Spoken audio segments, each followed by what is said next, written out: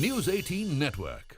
Hello, and a very warm welcome to Singapore Reimagine Global Conversations Shaping the Future of Travel. The resumption of international travel and reopening of borders has picked up momentum and brought hope and optimism to the tourism industry, which, by the way, accounts for about 10% of world GDP. Singapore has taken progressive steps towards reimagining a new standard of travel by actively working towards transforming its travel industry to embrace a more sustainable future, building green into infrastructure, education, and business, and meeting the needs of a changing demography of travelers who are looking to not only experience destinations, but to contribute to them. We have brought together business leaders, change makers, and explorers from India and Singapore at this Singapore Reimagine Global Conversations Shaping the Future of Travel to lend their expert views. And to talk more on Singapore's plans to shape the future of travel industry and deliver this evening's welcome address, please put your hands together for GB Sridhar, Region Director, India, Middle East, South Asia, and Africa of Singapore Tourism Board.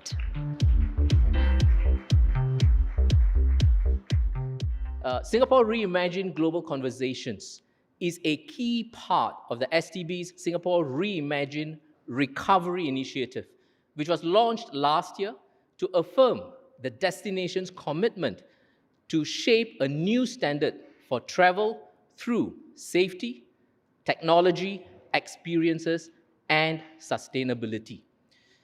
The theme of the conversations this evening is Shaping the Future of Travel, which is timely as the needs and expectations of travelers are changing significantly in a COVID-endemic world. As borders reopen around the world, the tourism and related industries must work together to reimagine what the new travel experience can and will be. Innovate and develop solutions to meet the evolving consumer demands. The Singapore Reimagine Global Conversation seeks to stimulate engaging and insightful discussions on how we can all collectively reshape the future of travel and stimulate recovery in the wake of COVID-19 and beyond. Let me briefly touch on Singapore's tourism recovery. It has taken shape since early this year, and the results have been encouraging. Singapore introduced the Vaccinated Travel Framework in April, and with Singapore very much open to near pre-COVID levels and welcoming fully vaccinated travelers, I am glad to inform you that year to date, India is our second largest visitor arrival source market. Up to 30th of July, we have welcomed 2.85 lakh visitors from India to Singapore. We are seeing a sustained trend of visitors across the family, young adults, cruise, leisure, and business travel segments. This is only possible with the unwavering support from our travel trade, corporates, sending meetings and incentive groups, media, content, and marketing partners from both India and Singapore. We are thankful to all and seek to work closely with them to bring even more visitors to Singapore. Thank you very much. Today, to understand the new travelers a bit better, deep dive into the world of millennial, Gen Z, travel planning, and more importantly, decode the generation as a whole, because that's a big question mark. What exactly is this generation? What do they want? I have with me quite a panel, I'll be very honest, because I mean, you have on the one end, you have Fong Fu Wei, who's the head of national tourism, as well as destination marketing organization partnerships at Southeast Asia and Oceania, Klook. Again, to my left, we have Suchita Salwan, founder and CEO of Little Black Book. Then we have Varsha Patra, who's the co-founder, CEO of Homegrown. Same for Homegrown. You got to know it if you are a millennial Gen Z, or if you're looking at targeting at the millennial Gen Z crowd as well. And to my right is Abraham Alapet, who's the president and group head, marketing, service quality, innovation, more importantly, value-added services at Thomas Cook India Group.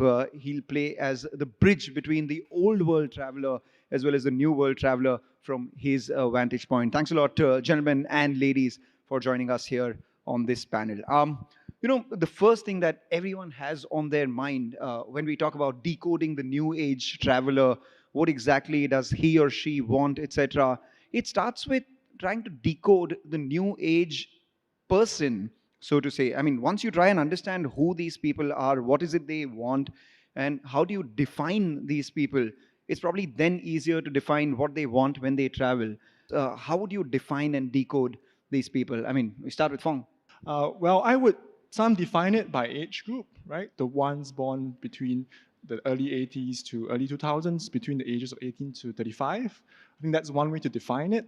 But I think beyond that, the new age traveler is also based on his or her behaviors in terms of how connected he is digitally, how involved he is with being able to travel as well, and his or her inner desires in relation to travel. So I think besides defining it in terms of his or her demographics, it's also important to look in deeper into his or her psychographics and his or her desires in terms of how he travels. So that's how I would perhaps define the new age traveler. What about you? How would you define a new age traveler?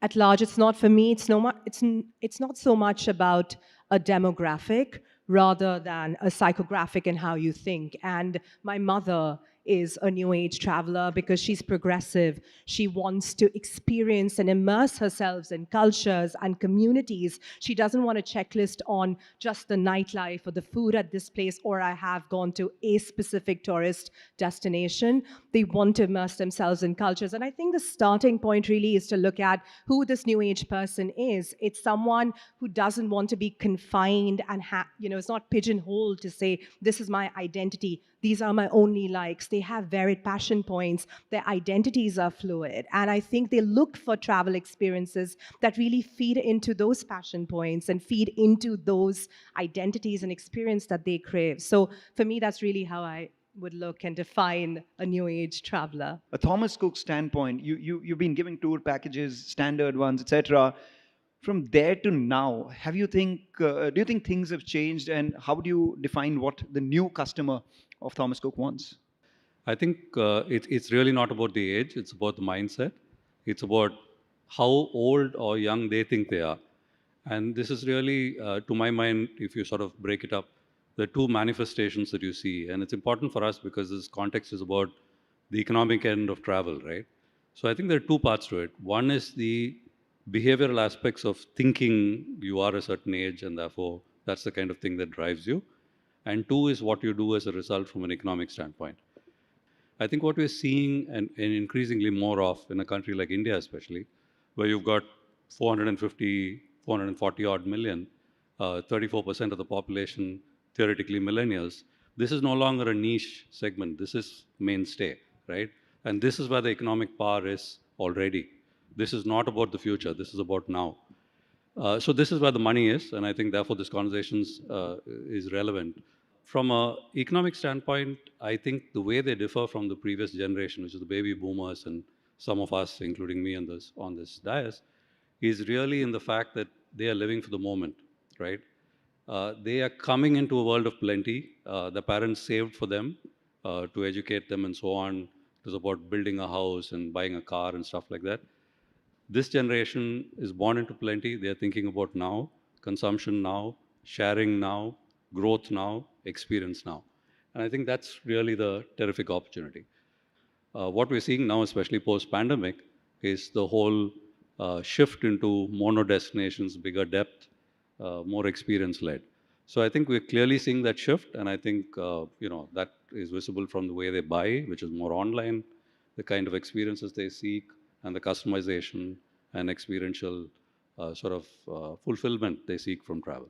30 months of absolutely absolute disruption in the world, so to say, and thereafter travel has resumed. And how most of these travel companies have seen their revenues, footfalls, etc., go back to pre-pandemic levels. And in that, what do you think have been the major trend changes that you've noticed over the last couple of years? Are the millennial Gen Z guys spending a lot more now, and the non-millennial traditional people spending a lot more again because the pandemic has made everyone believe that YOLO?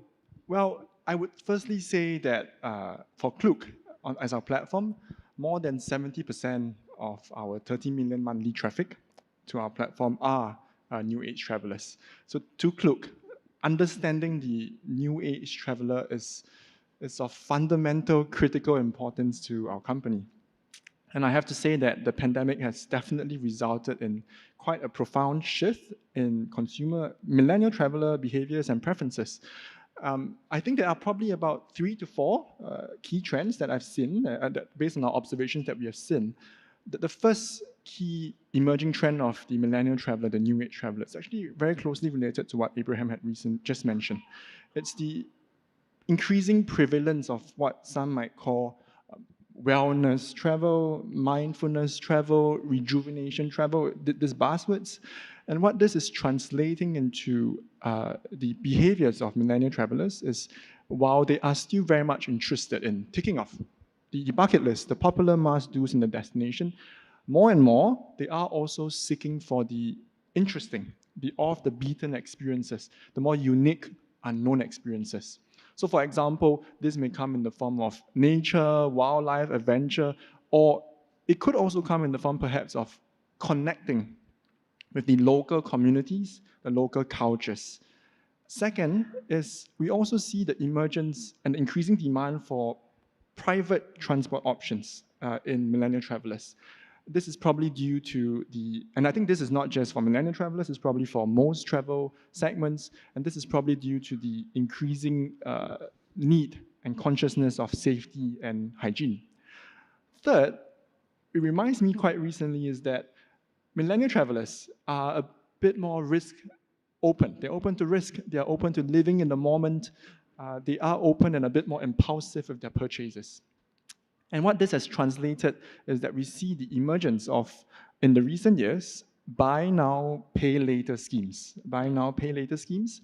And I think for any brand out there that's hoping to reach out to the new age traveler, you have to consider partnerships with payment options that provide you with buy now, pay later schemes. From your own personal experience, I mean, what is it that can influence, or what are the factors that determine you deciding on a certain place? Can you tell us about a travel experience that you seek as a person? I think with travel always takes cues from micro trends. And if you look at global micro trends, whether it's India or the US or anywhere else, one thing that's on the rise is this whole concept of local brands or emerging brands or direct-to-consumer brands, right? I don't know if you saw this, but for the first time ever on Kaun Banega Crorepati, one of the questions that was asked by Boat. Amitabh Bachchan was about boat, and you're seeing this interest in what makes local or emerging brands unique. In fact, when we had worked with Singapore Tourism Board last year, I myself didn't know the number of phenomenal local brands that exist in Singapore, because you assume the food scene is great, but then you dig into the design scene and you see these plethora of absolutely amazing brands. And I think that's where local brands, emerging brands, direct-to-consumer brands, whatever you may want to call them, I think those are really going to be here to stay for the next 5 to 7 years. And I'm not saying that just from a place of bias, because that's, to answer your question specifically, that's how I like to travel, right? I love to go to a place and see what the local boutiques are like, or, what the local eating joints are like, or the local bazaars are like, so on and so forth. But it is in that very specific micro trend that I do see a large global travel trend also coming together. That, I think, has been quite a fulfilling conversation that we've had with these guys, and I have only to thank the wonderful people that are there on this panel. Thank you. Singation with News 18 Network. Well, the development of working from one's home office combined with forced immobility for more than a year has transformed the notion of travel. Now, travelers are looking to be able to take advantage of it as well as be in good working conditions. But with one eye on the world's climate health, the new age travelers are also ensuring that their leisure travel plans are not only experience-filled but sustainable as well. To discuss more on Singapore's plan to attract more leisure travelers, sustainable travel programs, and the art of slow traveling, I'm here joined by Jin Choi, Chief Sales and Marketing Officer for Mandai Wildlife Group. Welcome. Naveen Kundu, MD, EBX Cash Travel Services, Brian Tellis, founder, Radioactive Ventures, and ex-founder and CEO, Fountainhead, and Nikhil Sharma, Regional Director, Eurasia, Wyndham Hotels and Resorts. Welcome. May I first pick your thoughts on what bleisure means to you or what it has meant for your industry? Let me start with you. It's not a new term at all as far as I'm concerned, because I've been all the time involved in the industry of business and leisure travel. When I started my company in 1998, my tagline was mixing the art of business and pleasure. So you have to understand that every business traveler is a leisure traveler in its own form. It's very relevant because a person, when he's taking a business travel, he is not only focused on his business. While he'll do that, that's his main agenda, he will also venture out to explore the location and the destination. So he will look at the food, he will look at the culture, he will look at the heritage. People always take out some time in between, unless you're hard pressed and you just fly into Singapore or fly out of Singapore or fly into Dubai or out of there the same day or 2 days. You will always find people exploring the place either early in the morning. A runner like me or a runner like Ibrahim would always go out for a run in the morning and explore a place, sit in a cafe, have a coffee, and come back.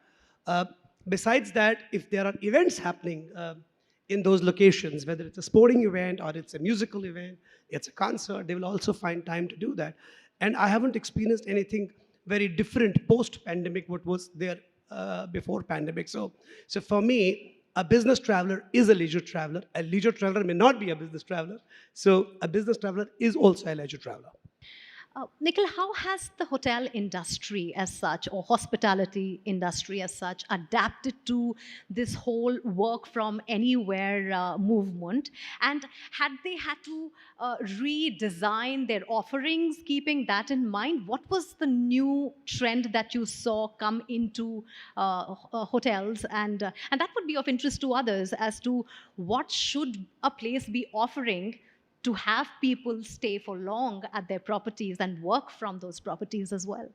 What we've seen as a trend, Mugdha, over a period of time is people wanting to go to remote locations and being connected to work. So it's just amazing how these small towns, the small hotels, and even tier 2, tier 3 cities have had an influx of people, not on weekends, but through the week, flowing through, wanting to stay there and explore the place. Right? So that's the first part. The second part is you see a lot of them slowing down and actually bringing family. So the first part of bleisure that you said is actually happening, and it's one of the positives of the pandemic was a lot of Indians started discovering India, and you heard that in the earlier panel, and the statistics and the data are just there to show that the Indians are traveling much more internally and discovering the country. Of course, because the borders were closed, but yeah, that's there. Brian, how is bleisure different from leisure? And in your opinion, when people are coming for a short stay at a hotel versus a longer stay at a hotel, what is the expectation really? The lines are getting blurred for people between pleasure and business, right? People are looking to get maximum out of their investment, be it money or time or effort. Now that as the backdrop, I do believe that what defines a trip, or what one takes out of the trip, the effectiveness, is purpose. Mm-hmm. I think today's traveler, be it the pleasure traveler or the business traveler, is really defined in his or her mind about why he or she is on this trip, what they wish to get out of it. There's extreme clarity. I'm generalizing, of course. From a business point of view, he definitely wants to get a lot more out of it beyond just the finite business purpose. That's the first thing that I think people are clear about, the purpose, why they're on this trip. The second thing that people want to get out of it is bragging rights. And when I say bragging rights, I don't necessarily only mean social media bragging rights.